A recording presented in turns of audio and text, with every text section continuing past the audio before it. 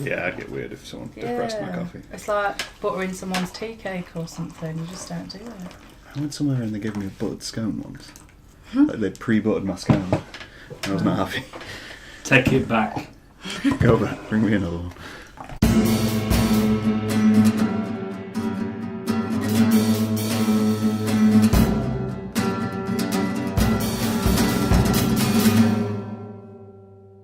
That's recording. I'm gonna give myself a coffee. Yeah, so it's been, what, like a year since I was year on. since you were here. Year? Just over a year. Just over a year since you were here. We're timing it just right, really. And how long is it since you were here, Graham? I'm here every day, all the time. Sadly. Don't they ever let you out? No. I just keep trapped in my own house. Trapped in the podcast world. Every time I leave. House arrest. Everyone leaves and I just get sat back down here. Apart from that one, who was it? I had Charlie on, and the postman came.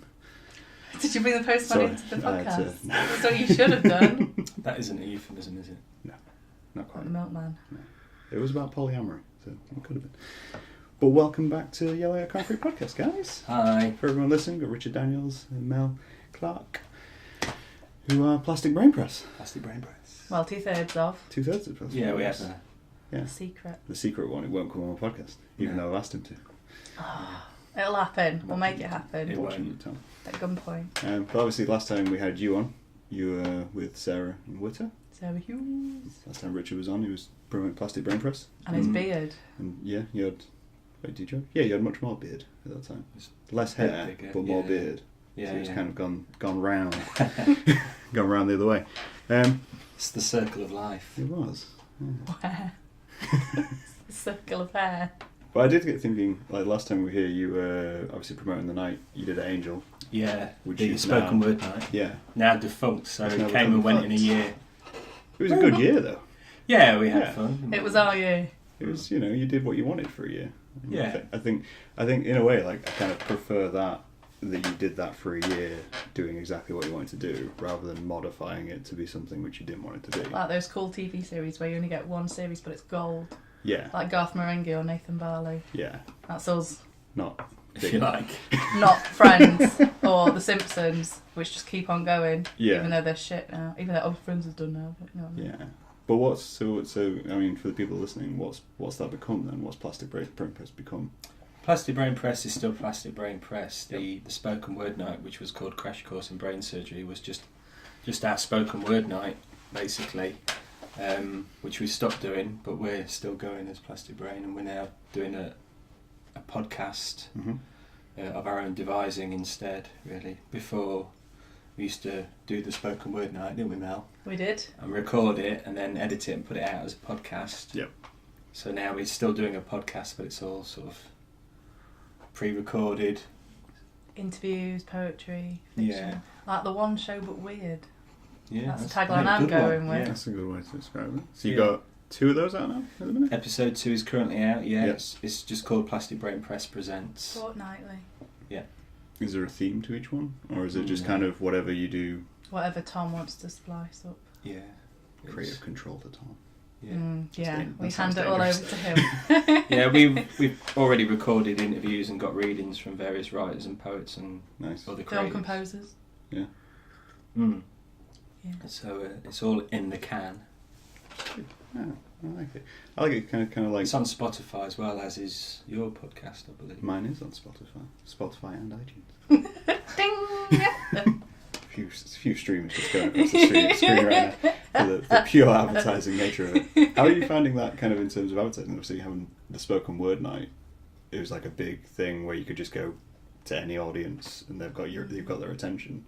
But in terms of kind of like, well, It's very charitable of you. you've got like a captive audience, whereas like obviously advertising something just online. Yeah, It's a lot harder. it is weird not having a physical presence. Yeah. But we are hoping, well, we're in the process of putting together a 10-minute thing that represents Plastic Brain Press and taking it to open mic nights elsewhere. So hoping there'll be some element of performance and tomfoolery and hijinks to be able to share with the world, not just on the internet.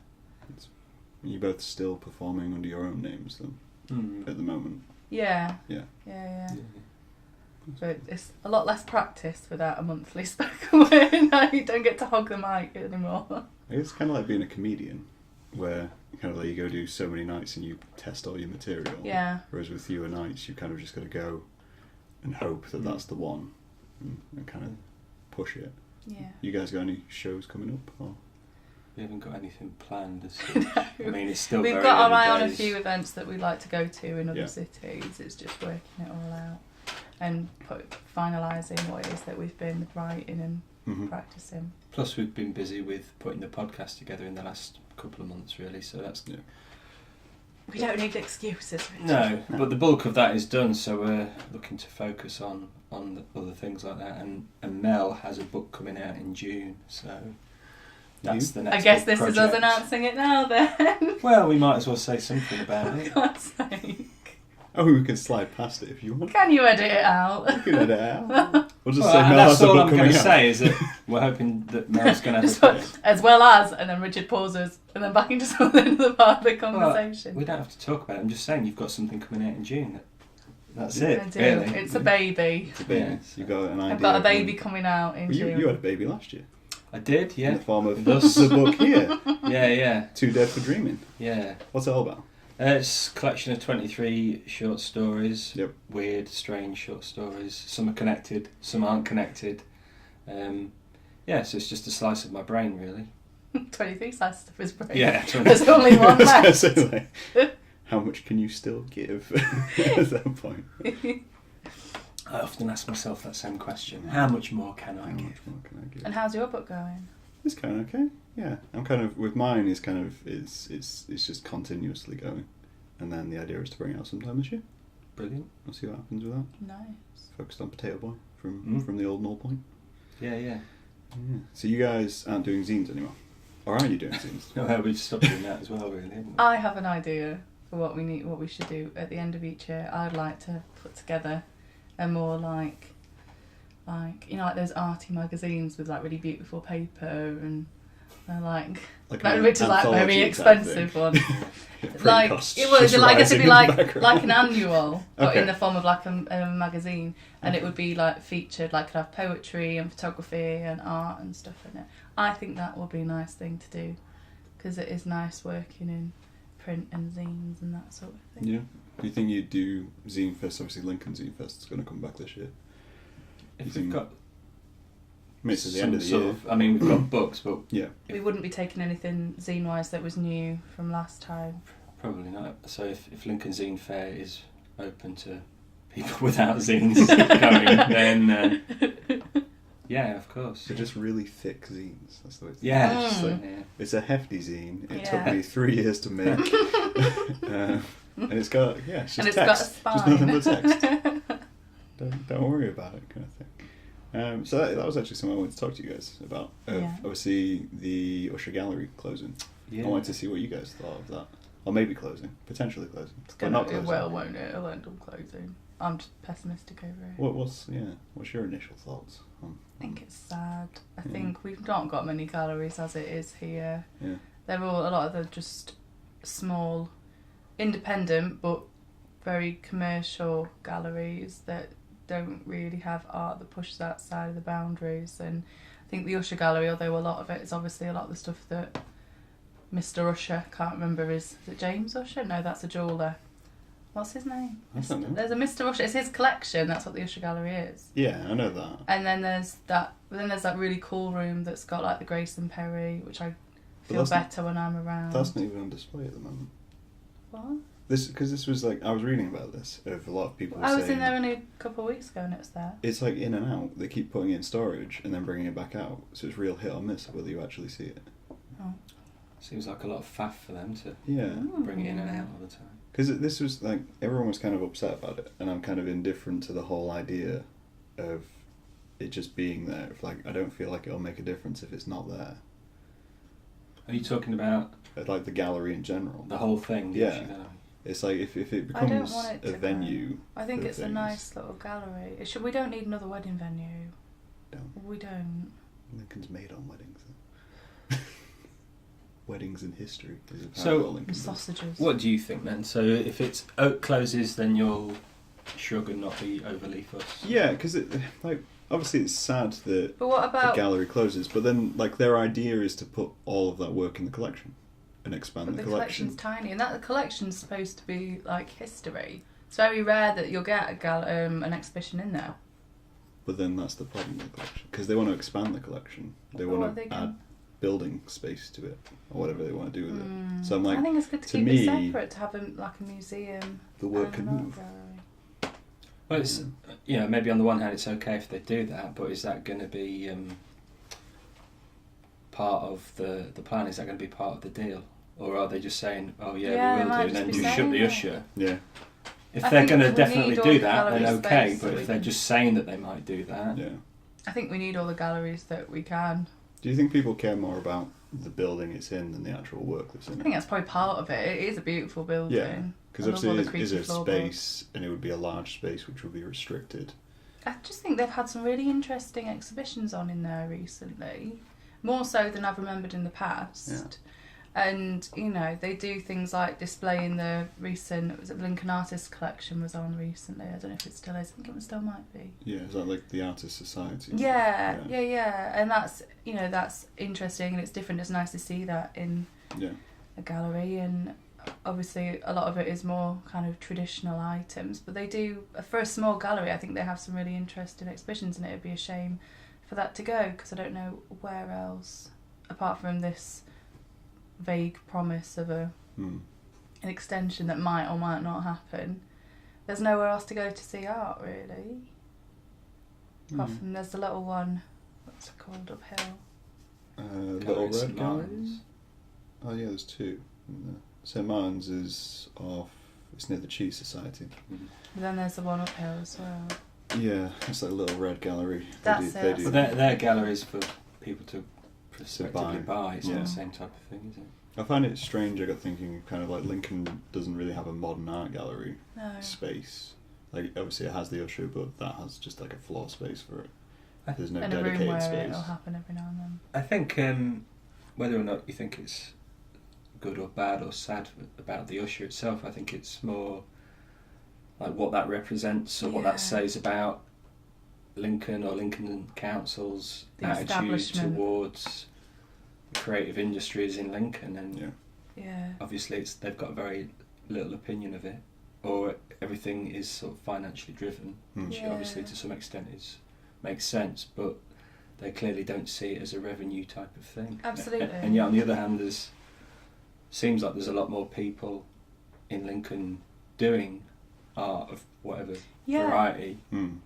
Absolutely. And Lincoln's a city where people really, really care about the history. Yeah. And art is so tied in within history. And one of the things that is nice about the Usher Gallery is that they have all the different paintings that various artists like Lowry and all sorts have done of Lincoln, and seeing what it was like in different times. And so for a city that's so into history, it's just maybe if they displayed a big tank or a bomber, then people would be more excited about it, because that seems to be the only thing that people really get excited over. Every time. When you think about when the Bomber Command Centre opened. Every time I drive past the roundabout with the tank memorial on it, it just makes me cringe. And I don't know why. Yeah, and that's not art. That's. Oh, is it not art? I don't want to be mean. Be mean. Is that not art? I mean, obviously it's been designed. Yeah. But...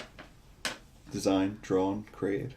Yeah. Does that not make it art? To me. I think the thing is, it's just constantly looking back to some golden past, or what is perceived as a golden past from 60, 70 years ago. And nothing is looking forward in this city at all. Yeah. Sure, it's obviously for the sacrifices that people made and stuff at that time, I understand, but people only ever seem to get excited. It does seem like it's the most important thing, nostalgic idea about the thing what Lincoln or Lincolnshire stands for. Yeah. I think the thing with the Usher Gallery, it's just, we're seeing it in different cities, sort of, smaller galleries, and it's along with how we're seeing arts treated in schools and education as well. It just seems like everything, it's just not cared about, when there's clearly so many people that are trying to get into those careers or enjoy art and culture, and it just feels quite hard going at the moment. I guess my kind of fallback through it all is always kind of, I don't know if maybe it's just like the idealistic side of me, is that even when art is kind of ignored by governments and councils and everything like that, I always feel like it survives because it has to. Yeah. Like, it's like creation will happen regardless of funding. It will happen if there's a space or whether there's not a space. Yeah. It obviously makes it harder, but it means that the work which does come through is much more sincere, impactful. Hard work. That kind of like artist struggle side of it, really. But it's sad that it has to get to that. I think I'm sadder about Drill Hall. Yeah, I see about the two the same. To me, I don't know why, and I mean, I'm not a performer in any way. But we've just not got that many venues. Yeah, like as a space and as a theatre, I'm like... Yeah, it'd be like if Engine Shed went. I think that would be... Oh, that'd kill Lincoln. A shame, yeah. If Engine Shed closed. Yeah, and I see the Drill Hall as a similar thing, you know. But, yeah. It's interesting. But that does bring us nicely round. Of what are you guys working on? What are we working on? Like, in terms of kind of like... You've had your book out. Obviously, you've got a project in the works, which is what we're talking about, you know. But has Plastic Brain got other books in the works? I know you had Simon's book out last year as well. Yeah. Who's also coming on the podcast. Dragging him on the podcast, so I'll borrow your sign again.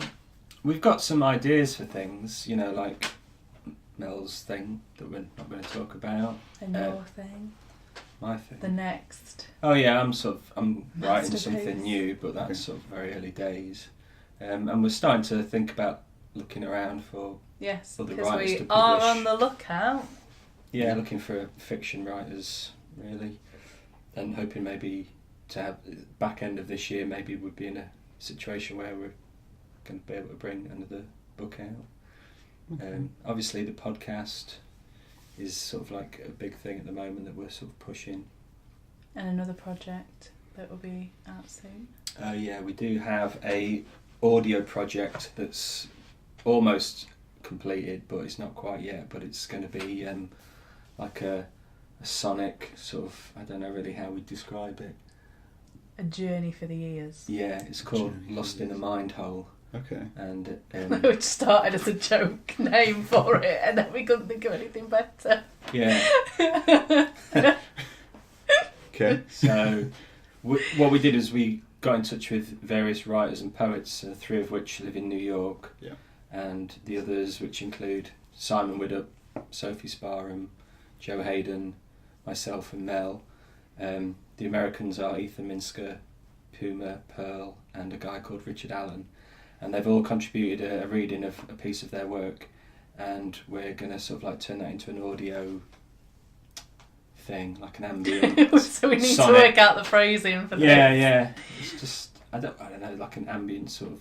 Okay. I mean, the way you describe it sounds like an installation, like an art installation. Well, it's going to be on CD, right? So people can listen to it on their headphones. On their Walkmans. Yeah. And it'll come in a cassette box, and there'll be an inlay card that Mel's done the artwork for, with all the kind of text of the poems and the pieces that people have contributed. And we're hoping that's going to be out maybe March time, but it all depends. Tom's sort of tinkering in his laboratory right now. He's been busy with the podcast. Yeah. Kept him very busy But in his little dungeon. it's exciting because we're not really sure how it's going to sound, but it's all these disparate voices and. Yeah, hopefully it'll be an interesting audio experience. Yeah. The good thing about not doing Crash Course anymore is that we've got a lot of the time that will go into planning that, because there was so much planning that had to go into it every month, is that we've now got that extra time and a bit of extra money free, that we can do things like this and try new projects and new mediums and just do what we think is fun, I think is our main thing. Yeah. And hope that other people enjoy it. You know, when you guys start projects for Plastic Brain, do you have an idea in mind, or do you just kind of go and develop it as you go along? Like you hear some poems and go, oh well, this will work, running it into like a one full piece with other things, or do you go, no, we want to do a collective, longer piece? Well, you and Tom came up with the idea for Lost in the Mind, didn't you? How did you get to that point? Can you remember? Or were there many a beer had? Those are the best Well, ideas. we talked about it for a while, but all we thought was we'd just contact people that might be amenable to doing it and leave it open to them. So not give them a theme or anything. Just say, give us one of your pieces, record it, make sure it's about 3 or 4 minutes long, something like that. And then we were then just going to work with what we got, and that was part of the excitement, the kind of unknown quantity of it. I think at the time as well, we've been talking a lot about the radiophonic workshop in Delia, Derbyshire, and we found that she'd done a lot of work with poets and these weird soundscapes behind them, and stretching out audio and putting in extra syllables and stuff. So I think a culmination of those sort of things, just don't know. Yeah, that was what inspired it. I mean, if the final product ends up anything like that, it'll probably be its own thing, really. But that's the kind of the compost that we were sowing our seeds into, I think. And the cover work, I think, is excellent. Mel's done a collage. Yeah. That's really cool. So I mean, the cover for Dead for Dreaming as well. She did. Yeah. I did. Yeah. This is my moment. Yeah. This is your thing. You are incredibly good, and you're sort of a big part of the visuals of Plastic Brain and everything. So. Thank you. All right. I am contractually obliged to say that. I mean, I don't think either of you is going to go on a public platform and go, nah, you're both terrible. I don't know. We've got time, Graham. I see. I guess the thing of interesting I find about Plastic Brain Press is everything, all of it. All of it's There's generally something. interesting, but it's you kind of generated this style, which is kind of Pulp Fiction-y races and poetry. But it's with you looking for new writers and whatnot, do you look for something specific?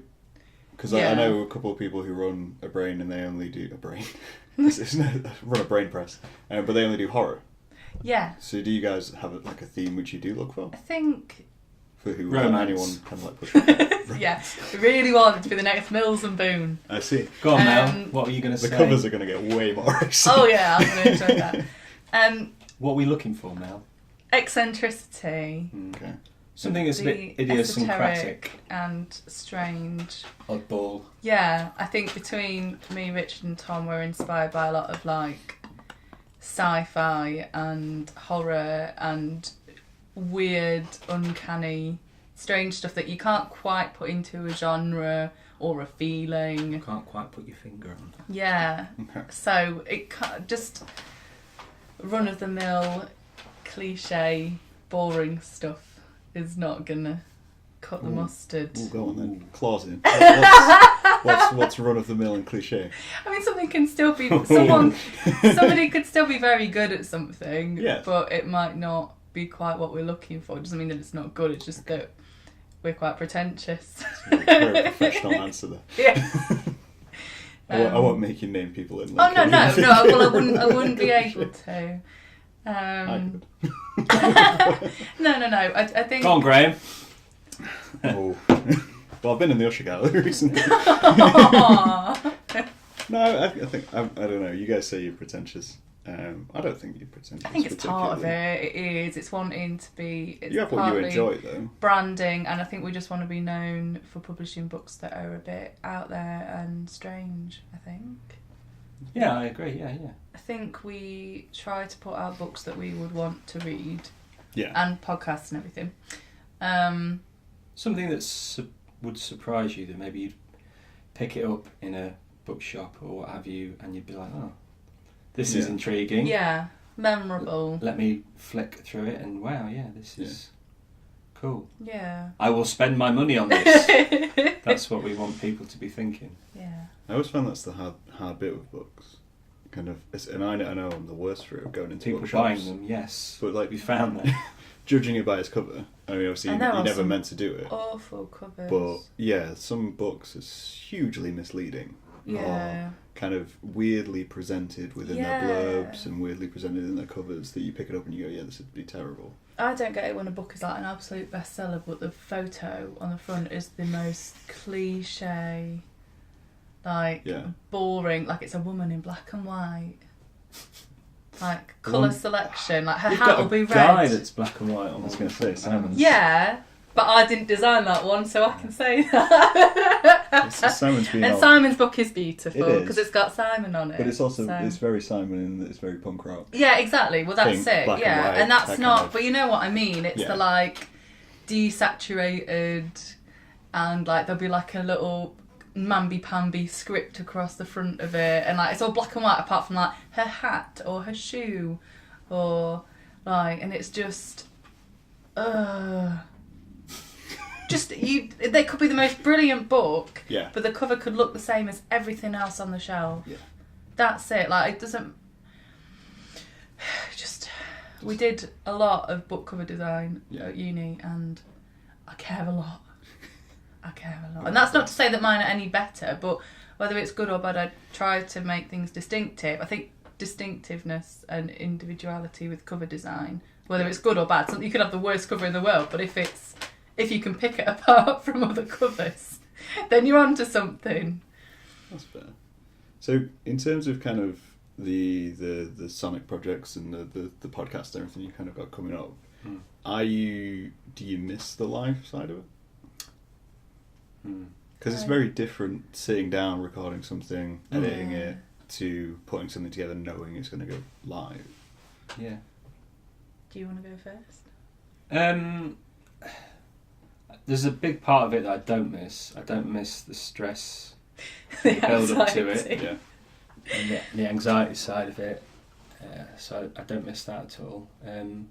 I kind of miss coming up with sort of like introductions and skits and things, because ours wasn't just like a spoken word night. It had like kind of weird games and things like that. So, and that kind of interaction that you can do with the audience. So that was fun. Yeah. I enjoyed that, and just creating like a world for 2 hours was the fun bit for me. It was like we were creating this little bubble that was Crash Course in Brain Surgery, and sort of different rules applied. That was what we were trying to do. Yeah, I think we So both. I missed that, but I don't. Yeah. I think we both had different experiences, because I came to Crash Course's previous incarnation of Out the Snout, and I was just as I was getting into the poetry scene in Lincoln, and found that it wasn't like anything else. I thought it was like shooting stars with poetry. Yeah. And so, and then obviously I joined the team when it became Plastic Brain Press, and we did Crash Course for a year, whereas Richard had been doing it for like 1.5 years, 2 years in its previous. So, you know, I'd maybe only had 4 or 5 nights where we had barely anybody there, whereas you've been having. Yeah, it happens a lot. And the nights where it was full and the audience were engaged and everything went smoothly were some of the best nights ever. And like you say, just creating your own little world, and you know, whether or not people enjoyed it, the night was different, and there wasn't anything else in Lincoln like what we were doing. We just the time and effort that was going into it, and then not quite getting. It's very much like when the Beatles decided to stop touring, you know, and then they could concentrate on the studio. So There's just as many heartbroken teenage girls. There is. Did they get better when they stopped touring? Oh yeah. Yeah. You think you'll refine yourselves? I think now we can just control and focus on the projects in the way that we want to. So our podcast now is we approach various writers that we think are interesting or whose work we've enjoyed, and either ask them to have an interview with us or to contribute some sort of a reading. And in between that, we've got like weird skits and things like that. We still get to make our own little world. Yeah. It's now just just an audio world. that anybody can have anywhere in the world. Do you think you'd ever expanded to visuals? Like, I mean, it's obviously mentioned kind of shooting stars, kind of. Oh yeah, if we could have a TV show with attitude, you know, works well with visuals. Do you think you'd ever explore that? Yeah, definitely. But again, I think that just comes down to a budget, really, and money and time. Well, we have talked about like live shows and that sort of thing. So there's a few ideas mulching around in the mind garden. I'd definitely would do live stuff, but I think it would be good to do something similar to Crash Course every now and then, like once a year or something, because it was fun to be able to get up and just slap everyone on the face with something a bit weird, and see the response in front of you. Yeah. It's hard with podcasts, I think, because you never really know what people are thinking or enjoying. No, you do kind of just push it out into the world. Yeah, and you might not ever Yeah. really hear. All you can do is, it's all the data watching and Yeah. Analytics. page of views. everything. Yeah, which is a more measurable gauge than a spoken word night, but they're just very different. Yeah, but it's not that dissimilar. I mean, we do the podcast and put it out, and we can get a sense of how many downloads or listens you've had, even though it's quite remote and it doesn't feel like there's anyone listening. Yeah. But then at the same time, you're sort of like putting a lot of effort and build up to the night of a show, and you might like manage to pull in like 10 people. But there were nights where there were 10 people, but because the audience was strong and really with us, that it was still a good night. Yeah, no, I don't. It's still good. Whereas you don't see, if 10 people listen to the podcast, we have no idea if they're enjoying it or not. No, I know. So they're just completely different, I think. Yeah. But it's like after the show, those 10 people go away and you never hear anything again. Like, and we're constantly sort of like, hey, like us on this or follow us on that, and it's very hard to somehow get somebody engaged enough, and you've got to build a community, and community is like a two-way thing, isn't it? They engage with you and you can respond to them, and I always think it's very difficult to inspire people to sort of like engage with you beyond the 2 hours that they've been to the thing. I mean, it's not that I'm not appreciative of people coming and everything, but it always feels as if you put in such a lot of energy and stuff into it. Like you give yourself to it, don't you? And, So that's what I mean. And in the same sense, the podcast is similar. I think like we put in a lot of energy and creation into it, and then it goes out there, and we don't always get. We can see who, how many downloads we've had, but we don't necessarily get lots of emails or new follows and things like that. And that would be the kind of indicator that we're sort of like. But it is very early days. Oh yeah, absolutely. I'm not saying all this with pessimism or anything. I'm just saying that's the kind of frustration almost. You want to, you want to hear the adulation. You want the applause. Yeah. The applause in the form of notifications. Just really not. Well, just to know that you're on the right track. Yeah. Like your brand of insanity is something that other people kind of recognise or.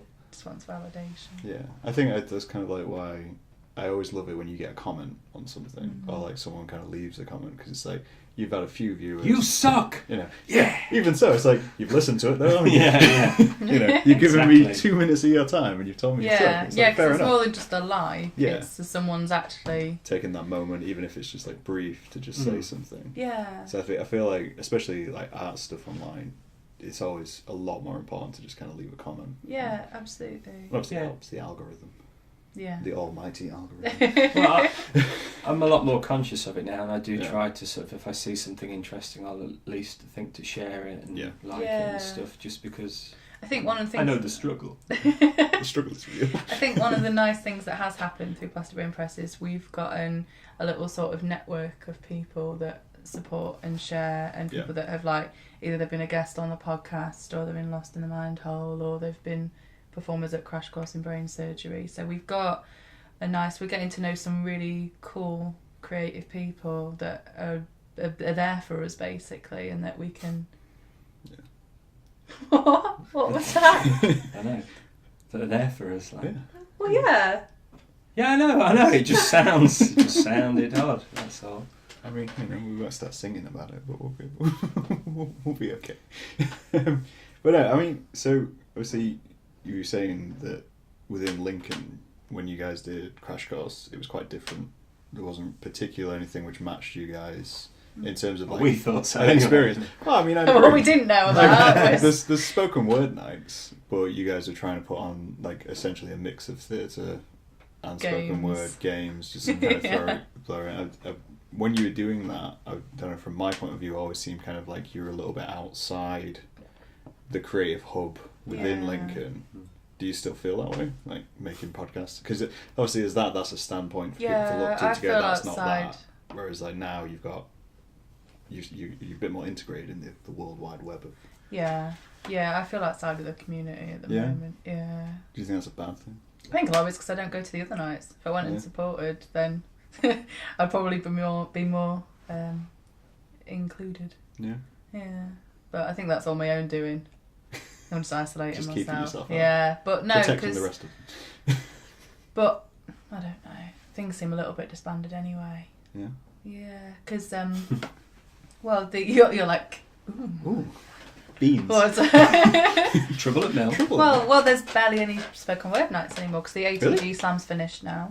Okay. That's not happening with Gemma moving over to wherever she is. Mm-hmm. Nobody really knows. No. A caravan. She is coming back, and Yes. I've invited her back to Lincoln. We're going to She's go a back. wonderful. Or I'm going to go to a caravan in the middle of nowhere. Oh yes, do that. So it's either going to be a podcast with Gemma or with some gypsy. Yeah. So, I'll just find a caravan and be like, all right, we're doing a podcast now. We'll see what happens here. I think that sounds great. So there's how many? What spoken word nights are left in Lincoln? There's Do you guys the know? outspoken event at the Jolly Brewer. Yeah. There's Ron Booth's night at the Cage. Okay. Is that it? The Green The Room. Poetry Green Room, yeah, which Sophie Lavender is now. She's taken, Okay. not taken from Gemma. Gemma's gifted. Wrestled it from. yeah. There was a fight. I like the idea of poets wrestling. That's well, Graham. We'll start a new night. You could easily do a The poet poetry laureate throwdown. fight. You know, boxing matches between different In the poets. red corner, yeah. Yeah. But there's 3 now, whereas there was 5 before. There was. But then, in the same sense, people could say it could be oversaturated. Yeah, but it meant that you had quite a busy calendar. It Oh, did. and when there was the word theatre as well. It Yeah. meant that there was something on at least every week. I used to go to, when I didn't have work, when I didn't have a job, Yeah. I used to go to all of them. I do lose track of the things going on. I can never remember what week anything is. No. But I can't remember the days, so. All the days just merge together. Yeah. And then eventually someone tells you not to go to work. And you're like, oh, Yeah. Yeah. why are you here? Checked your Oh, hour it's 3 Saturday. times. I don't wait for somebody to tell me not to go. Just don't go in general. Yeah, I think, I don't know, in a way, like Lincoln's art scene is I feel like there's 2 sides of it at the moment, because there's those who are just like, it's dying. I don't And think it's a year dying. ago they were like, no, it's booming, it's Mm. the exact same people. Whereas there's the other side where people go, no, it's thriving, you know, we're doing this, and this. Which voice do you think is louder, or which is That's a good got question. I think stronger it's- grip on reality? It's heavily skewed via social media. Mm. I think the louder voice at the minute is that it's dying. And I think that's exacerbated by things like Usher, Drill Hall.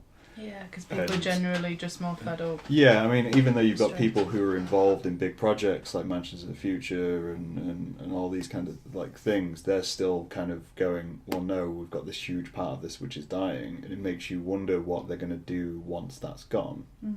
Like, you can campaign all you want, but if it does go, it's left to you to hold it up, kind of thing, to keep it going. Yeah. And you Yeah, kind we of- can't let that. Yeah, you kind of set there wondering, well, if you're so worried about it now, are you going to be able to? Mm. You know, or do you need that? Do you need those institutions to be able to continue what you're doing? Yeah. Because I think it was I can't remember who I was talking to, made an interesting point of, obviously Mansions of the Future popped up and received art funding, and all the art funding they received, or the amount they received, was the same amount Drill Hall needed to stay open.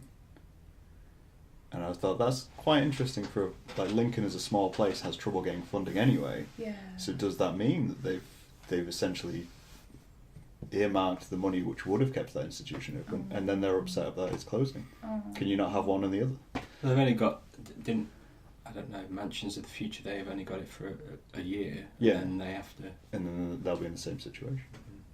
I Mm. don't know. Because I guess that's the thing with kind of like we were saying with spoken word nights. Hello, it's closed Just word words nights. open. Yeah, kind of like spoken words nights. Obviously, there was a saturation of them, like 5 or 6 going within the last year, Yeah. and then some of them dropped off because some of them did really well and that kind of thing.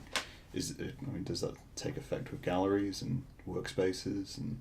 Isn't it? I mean, it comes down to the audience, doesn't it? I You mean, think?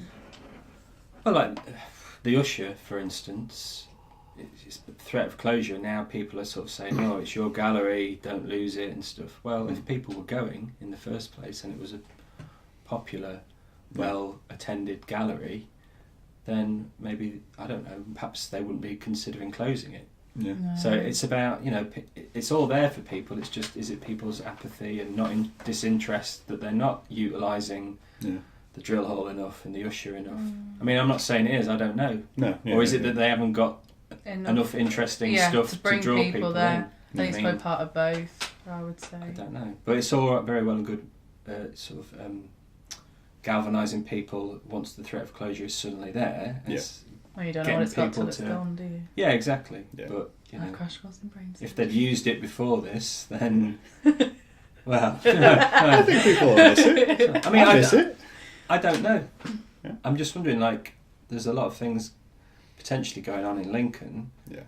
But I don't know if the audience is growing at the same rate as the creatives that are wanting to do things. I want to know what art students think about what's happening in Lincoln, because when I was here, I don't know if it's the same for you, you just don't really know about anything that's going on outside the university. I want to know what students now think about the art scene in Lincoln, whether they're aware of it or whether they're just in their bubble. I think I had a special case in the sense of, because I already knew people in Lincoln before I arrived in Lincoln. Oh yeah, so you're not in the student bubble. I was always there was always an out for me from the student bubble. So it was always like, oh well, I know this is going on, I knew people who were on my course prior to me starting uni here, so they tell me about things and bits and bobs. But then in the same sense, I found with my course, they never promoted things in Lincoln. They tell you about exhibitions in other cities, and they go, oh, you should attend this, and we're all going to go do this. But in terms of Lincoln, they just ignored everything. And I'd never once got told to go to the Usher or Collection to go see a show or catch up on something. Even though there was stuff on, you kind of had to do it with your own volition. So we had to sit for 10 hours in the Museum of Lincolnshire Life and draw things. Really? I've never been to the Museum of Lincolnshire Life. I've been here like 8 years. Don't sit in it for 10 hours in the cold. No? No, I don't Sounds like a great day out. A lot of us just took photographs and went home. Which went against what they were trying to get us to do. I was going to say. Some of us commuted. Got to get around that. It was very cold. It was in the middle of winter that they got us to... Anyway, sorry, carry on. Very much. I mean, yeah, I kind of agree with what you're saying. Like, I don't feel like the audience in Lincoln has grown as quickly as the projects which are going on in Lincoln. Yeah. Do you think that's a Lincoln specific thing? Do you think that's a Lincoln specific thing? I can't like see that cities? Lincoln's more special or different than anywhere else. I should think that situation exists in other sort of medium-sized towns or small cities and stuff. Yeah. I guess. I don't think Lincoln's a special case particularly. Yeah. I wish there was just a way that you could measure it.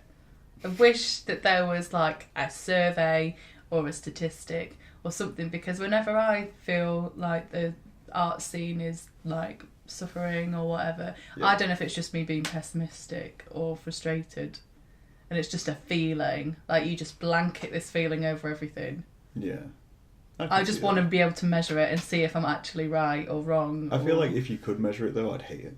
Yeah, of course. Because it would defeat the whole point of like but an it's art that frustration scene. of not knowing. As soon as you've got a statistic of like, yes, 100 people are interested in the art scene out of 3,000, you're like, okay. Oh, yeah. Well, I was better not knowing. That's a very valid point, yeah. Or even if it was 3,000 of the 3,000, you're like, I feel like someone's not being sincere when they filled out this survey.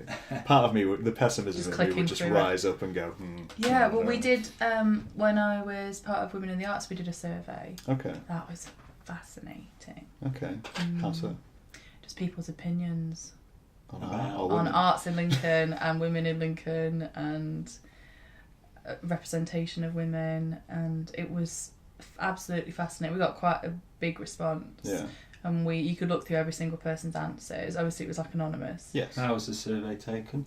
It was like Gemma set it up. I think it was just like an online survey that we encourage people to. I do find online surveys fascinating and kind of dangerous at the same time. People are very honest. Yeah, if someone's anonymous, they will rip into something. That's what you want, though. Yeah. Oh yeah, you want a complete honest answer, but then you're faced with. Well, what's the brutal reality of it all? What's the headline? What's the juice then? You say, no, it was fascinating, so tell us. Probably What's stuff the that you'd worst agree answer? with.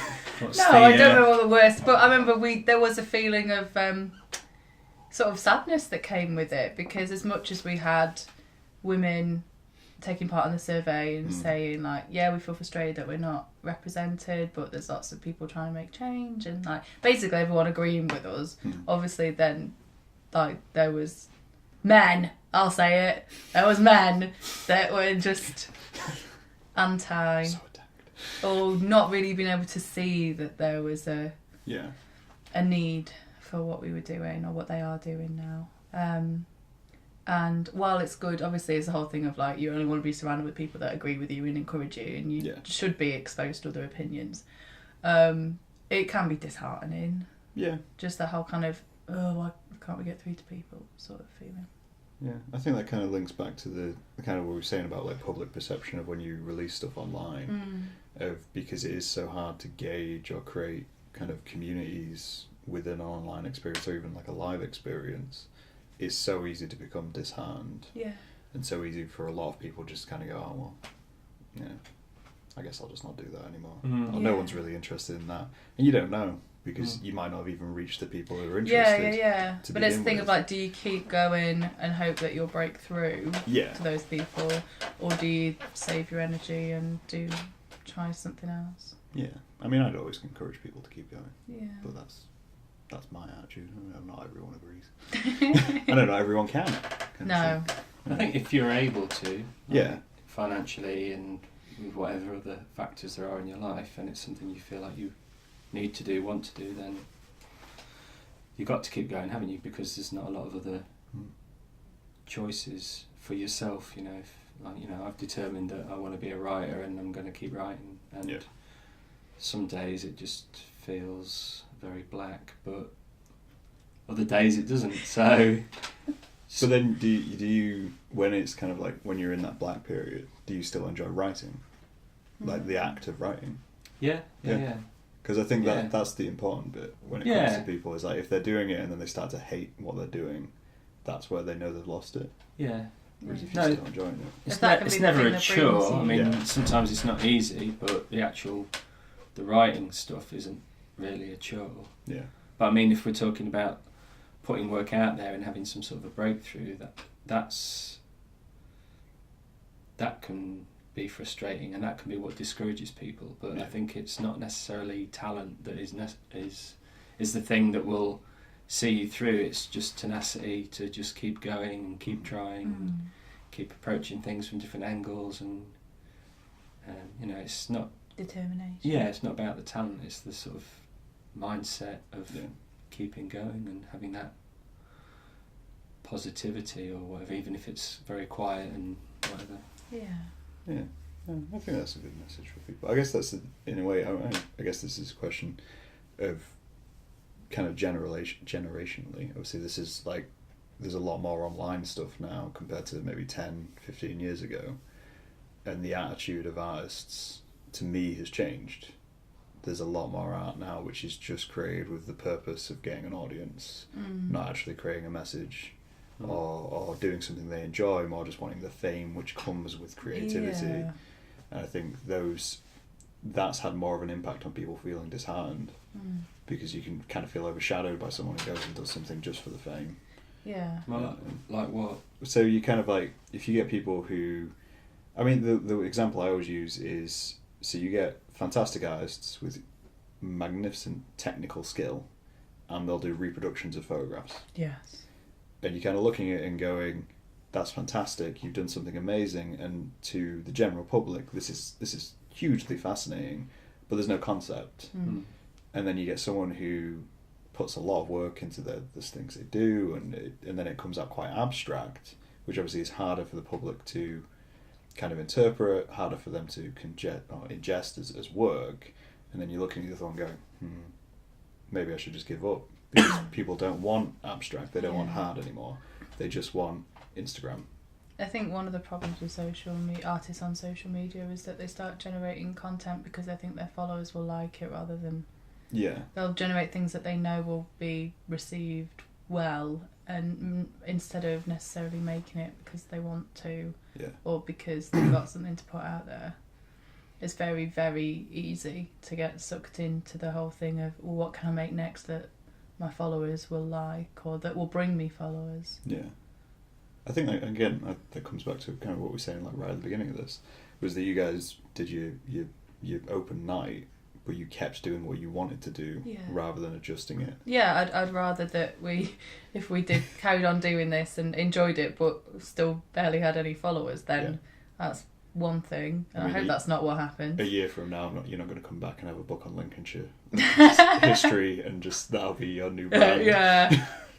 I mean, would you do a book on Lincolnshire history? You could do a book on weird Lincolnshire history. Yeah, if it was weird history. Like the obscure history of Lincoln. Yeah. I mean, what you're saying though about people just doing art for followers and stuff, I mean, that's just a different... Is it not just a different audience that they're attracting? You know, it's like the people that will go to like a home furnishing shop and just buy pictures of pebbles to hang on their wall, and that satisfies them, and it sort of like helps tie things together and whatever in their living room. Yeah.